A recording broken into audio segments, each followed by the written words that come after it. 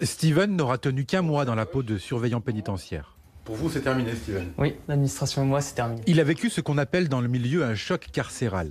Le jeune homme ne manquait pas de motivation pourtant à la fin de ses stages dans des établissements de province, sauf que c'est à Fleury-Mérogis, dans la plus grande prison d'Europe, qu'il démarre, fin mai. On est tout seul pour une centaine de détenus. Donc le détenu, t'as pas le temps. Dès que tu ouvres la porte, il te demande quelque chose, c'est non, je peux pas, j'ai autre chose à faire.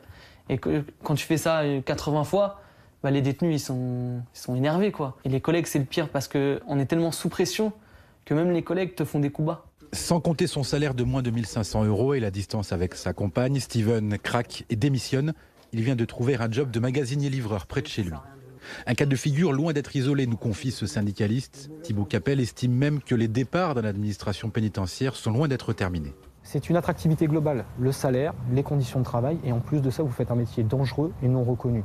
Tout ça fait que votre personnel s'en va.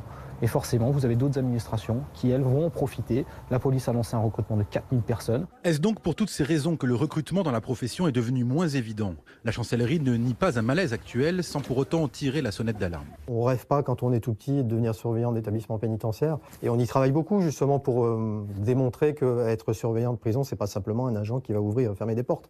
Et c'est tout le sens du travail qu'on a conduit au sein de cette administration depuis le début de l'année. La direction de l'administration nous garantit d'ailleurs que l'objectif fixé l'an dernier de recruter 15 000 nouveaux surveillants d'ici 2022 sera respecté.